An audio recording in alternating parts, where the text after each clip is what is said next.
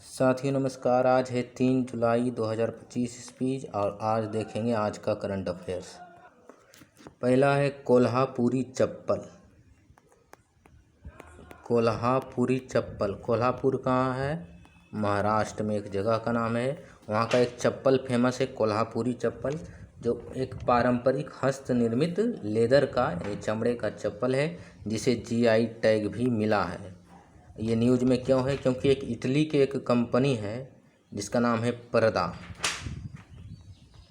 Italy की company प्रदा, जो कि लग्जरीज फैशनेबल चीज़ बनाती है, उसने कोल्हापुरी चप्पल का सेम टू सेम डिज़ाइन उसी टाइप का सेम उसका कॉपी किया है और उसको बेचा है मार्केट में।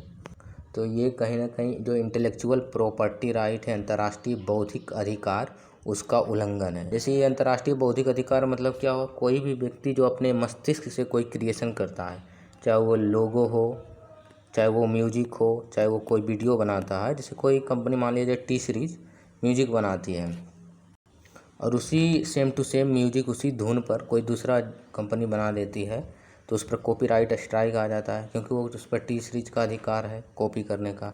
तो इसी टाइप का होता है प्रोडक्ट में भी। जैसे कोल्हापुरी चप्पल, इसका जीआई टैग मिला है और ये भारतीय बौद्धिक संपदा कानून के अंतर्गत भी काम करता है, इंटेलेक्चुअल प्रॉपर्टी के राइट।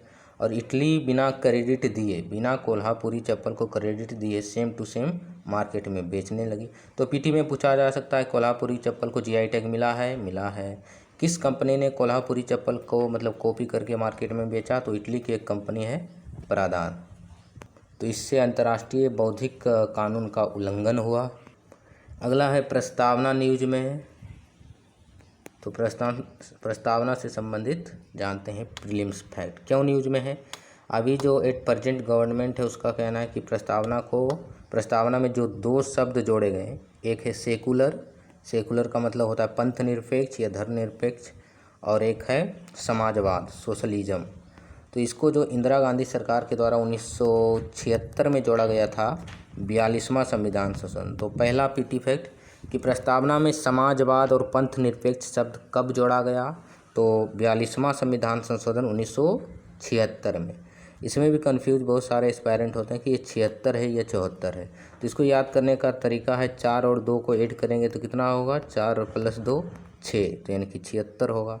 और एक 44वां संविधान संशोधन कब हुआ? वो 1978 में हुआ। उसको ऐसे याद रख सकते हैं 4 प्लस 4 8, यानी कि 1978।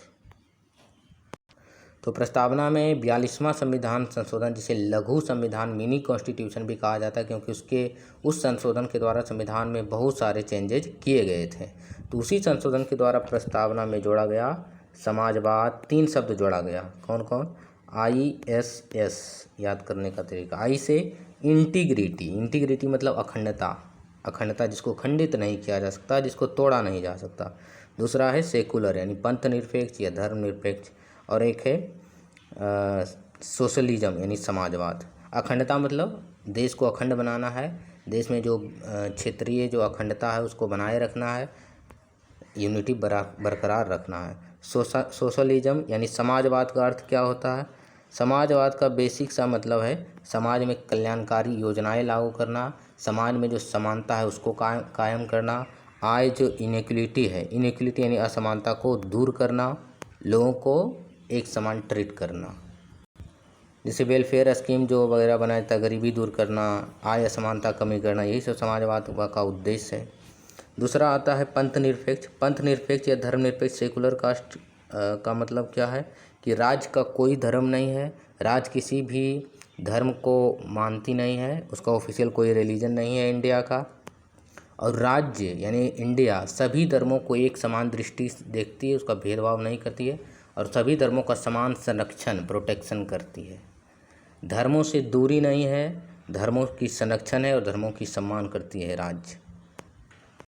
और एक बात, यदि धर्म के आधार पर संविधान के मूल्यों का उल्लंघन होता है तो उस स्थिति में संविधान सर्वोपरि है, संविधान का वैल्यूज सर्वोपरि है, और उस स्थिति में सरकार या राज्य धर्म में हस्तक्षेप भी कर सकती है।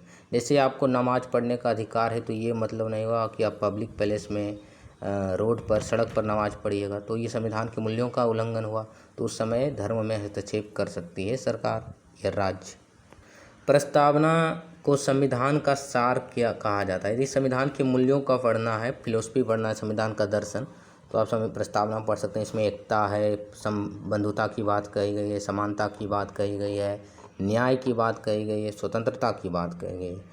पीटी में कभी कभार पूछा जाता है कि प्रस्तावना में कितने प्रकार की न्याय की बात कही गई है? तो 3 प्रकार की न्याय की बात कही गई है। एक है सामाजिक न्याय, एक है आर्थिक न्याय और एक है राजनीतिक न्याय। सामाजिक, आर्थिक और राजनीतिक न्याय, 3 प्रकार की न्याय की बात कही गई और प्रस्तावना याद भी होनी चाहिए। प्रस्तावना स्टार्ट होता है हम भारत के लोग। प्रस्तावना का जो कॉन्सेप्ट है, संकल्पना, वो किस देश से प्रेरित है? तो अमेरिका से। प्रस्तावना की जो भाषा है, जैसे हम भारत के लोग, इस टाइप का भाषा ऑस्ट्रेलिया में भी यूज होता है, तो ऑस्ट्रेलिया। तो पूछा जाए पीटी में प्रस्तावना का कॉन्सेप्ट किस देश से प्रेरित है, इंस्पायर्ड है, तो अमेरिका हो जाएगा इसका आंसर। और प्रस्तावना की भाषा किस देश से प्रेरित है? तो वो ऑस्ट्रेलिया। क्या प्रस्तावना को संशोधित किया जा सकता है? अवश्य किया जा सकता है। तो आर्टिकल 368 जो कि अमेंडमेंट ऑफ कॉन्स्टिट्यूशन है, संविधान संशोधन से संबंधित है, उसमें कहा गया है कि संविधान के किसी भी भाग, किसी भी जो पार्ट है संविधान को, उसका संशोधन किया जा सकता है, बशर्ते मूल ढांचा का उल्लंघन ना हो। मूल ढांचा क्या है? जो हमारे संविधान का मूल वैल्यू है, फिलोसफी जो है, जैसे समानता हो गया, बंधुता हो गया, अखंडता हो गया, धर्मनिरपेक्षता हो गया, न्यायिक स्वतंत्रता है, ये सब क्या है? मूल ढांचा है, बेसिक स्ट्रक्चर है, जो संविधान को एक बेस प्रदान करती है। और ये बेसिक स्ट्रक्चर यानी मूल ढांचे का कॉन्सेप्ट आया, एक केस है 1973 में जो आया था, केशवानंद भारती केस। केशवानंद भारती केस बनाम केरल राज्य। इसमें कहा गया सुप्रीम कोर्ट के द्वारा कि सरकार या पार्लियामेंट संविधान के हर एक भाग का संशोधन कर सकती है, मूल अधिकार को भी संशोधन कर सकती है, लेकिन संविधान का जो मूल ढांचा है, बेसिक स्ट्रक्चर है, जिस पर संविधान हमारा टिका है, संविधान का जो बेसिक वैल्यूज है, उसको बिना हनन किए, यदि उसका हनन होता है तो उसमें सुप्रीम कोर्ट या न्यायपालिका रोक लगा सकती है, क्योंकि न्यायपालिका ही अल्टीमेट प्रोटेक्शन करती है। संविधान का मुख्य गार्जियन है, संरक्षक है कौन? न्यायपालिका। तो ये ध्यान में रखना है, प्रस्तावना में संशोधन किया भी जा सकता है और एक बार हुआ भी है। कब हुआ? 42वां संविधान संशोधन 1976 के द्वारा, जिसके द्वारा प्रस्तावना में 3 शब्द जोड़े गए हैं, अखंडता, समाजवाद और पंथ निरपेक्षता। क्या प्रस्तावना न्यायालयों में परिवर्तनीय है? ये भी प्रीलिम्स में पूछा जा सकता है। प्रस्तावना कोर्ट्स में इन्फोर्सेबल है? नहीं है, परिवर्तनीय। हम ये नहीं कह सकते न्यायालय में कि प्रस्तावना को पालन नहीं किया जा रहा है सरकार के द्वारा। मूल अधिकार को कर सकते हैं चैलेंज कोर्ट में, लेकिन प्रस्तावना को नहीं कर सकते, इसी को बोलते हैं परिवर्तनीय। क्या संविधान का भाग प्रस्तावना, ये एक बार पूछा गया था यूपीएससी पीटी में, क्या प्रस्तावना संविधान का भाग है? तो इसका आंसर हो जाएगा यस है। लेटेस्ट जजमेंट जो 1973 में आया था, केशवानंद भारती केस, इसी में कहा गया था सुप्रीम कोर्ट के द्वारा कि प्रस्तावना संविधान का भाग है, प्रस्तावना संविधान का भाग है। लेकिन पूछा जाए फैक्चुअल कि बेरुवारी केस आया था, एक बेरुवारी यूनियन केस, बेरुवारी एक जगह है शायद वेस्ट बंगाल में, तो बेरुवारी यूनियन केस 1960 में आया था। क्या नाम है इसका?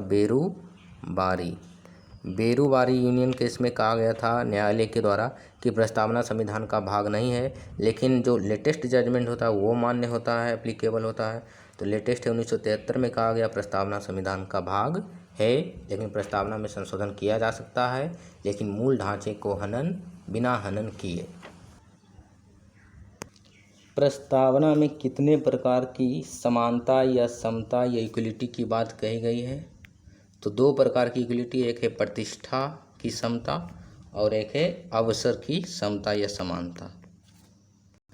तो इतना प्रीलिम्स पॉइंट ऑफ व्यू के दृष्टि से प्रस्तावना से संबंधित पीटी फैक्ट इतना एनफ है। अगला है डिजिटल इंडिया पहल, जो कि 1 जुलाई 2015 को स्टार्ट हुआ था। डिजिटल इंडिया पहल, इसका 10 साल पूरा हो गया है, इसलिए ये न्यूज में है। 2025 में इसका 10 साल पूरा हुआ, स्टार्ट हुआ था 2015 में। तो पूछा जा सकता है कि डिजिटल इंडिया पहल कब स्टार्ट हुआ? 2015 में। इसका उद्देश्य था भारत में डिजिटल साक्षरता बढ़ाना, डिजिटल सशक्तिकरण करना, डिजिटल समावेशन यानी लोगों को डिजिटल प्लेटफॉर्म से जोड़ना, ऑनलाइन पेमेंट ये वो करना, यानी कि डिजिटली इंक्लूजन करना। डिजिटल इंडिया पहल से क्या क्या बेनिफिट हुआ, अचीवमेंट। तो इंटरनेट तक पहुंच की बात करें, इंटरनेट एक्सेस यानी इंटरनेट तक पहुंच की, तो 2014 में मात्र 25 करोड़ लोगों के पास इंटरनेट था और अभी 8% 2024 में 96.96 करोड़ यानी कि लगभग 97 करोड़ लोगों के पास इंटरनेट है। डिजिटल पेमेंट की बात करें तो ग्लोबल रियल टाइम में 49%, पूरे वैश्विक जो डिजिटल पेमेंट होता है उसमें भारत का योगदान 49% है, तो बहुत ज़्यादा है। जीडीपी में बात करें तो डिजिटल इकोनॉमी की जीडीपी में योगदान लगभग 13.5% है 2024-25 के संदर्भ में। भारत नेट के तहत लगभग 2.15 ग्राम पंचायत को कनेक्शन दिया गया ऑप्टिकल फाइबर, ताकि हाई स्पीड इंटरनेट उनको प्राप्त हो। भारत के प्रधानमंत्री नरेंद्र मोदी के द्वारा 5 देश का यात्रा निर्धारित किया गया है, जो कि 2 से 9 जुलाई तक होगा, जिसमें एक है घाना और त्रिनिदाद और टोबैगो, त्रिनिदाद और टोबैगो, अर्जेंटीना, ब्राज़ील और नामीबिया, जो कि ग्लोबल साउथ को एम्पावर करने के उद्देश्य से बायलैटरल ट्रेड होगा, दोनों के बीच बायलैटरल एग्रीमेंट होगा, रक्षा से संबंधित, खनिज से संबंधित, रेयर अर्थ मेटल से संबंधित। जब हम ग्लोबल साउथ बोलते हैं तो क्या इसका मतलब एक भौगोलिक और आर्थिक अवधारणा है, एक टर्म है ग्लोबल साउथ जो हमेशा न्यूज में रहता है। क्या है ग्लोबल साउथ? एक टर्म है, एक शब्द है जिसका मतलब एक भौगोलिक एक आर्थिक अवधारणा है जो मुख्य रूप से विकासशील देशों को समृद्ध करती है, विकासशील देशों को इंडिकेट करते हैं, जो कि दक्षिणी गोलार्ध में स्थित है। दक्षिणी गोलार्ध में स्थित जो देश हैं जो विकासशील है और कम विकसित हैं उसको, और उत्तरी गोलार्ध वाले देश को उत्तरी नॉर्थ कहते हैं, ग्लोबल नॉर्थ कहा जाता है उसे। अगला है आंध्र प्रदेश का जो नया कैपिटल अमरावती है बनने वाला, वहाँ पर computer centre quantum computer centre बनाया जाएगा। तो किस राज्य में, भारत के किस राज्य में पहला क्वांटम कंप्यूटर सेंटर बनाया जाएगा? तो आंध्र प्रदेश के अमरावती में।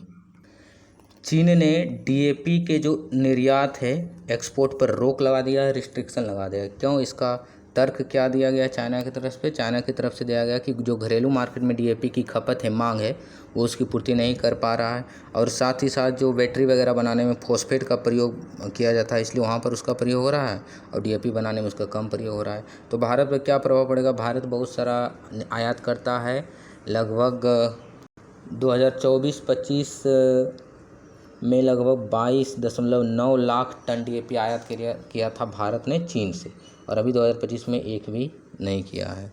तो भारत के किसानों पर इसका देखने को मतलब डीएपी क्या होगा? महंगा हो सकता है। डीएपी एक फर्टिलाइज़र है जिसका पूरा रूप होता है डाई अमोनियम फॉस्फेट।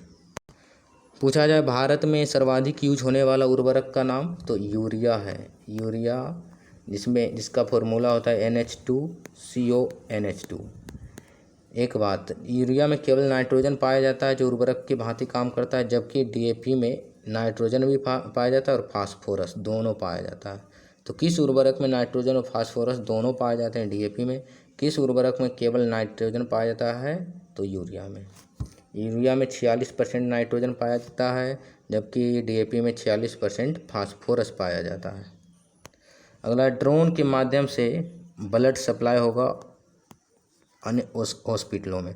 तो ड्रोन से संबंधित यदि क्वेश्चन आता है, ड्रोन का इंपॉर्टेंस क्या, महत्व, तो एक तो डिफेंस सेक्टर में है, हेल्थ सेक्टर में है, स्वास्थ्य क्षेत्र में, कृषि क्षेत्र में है, लोगों को रोजगार प्रोवाइड करने में और अदर क्षेत्र में इसका महत्व है।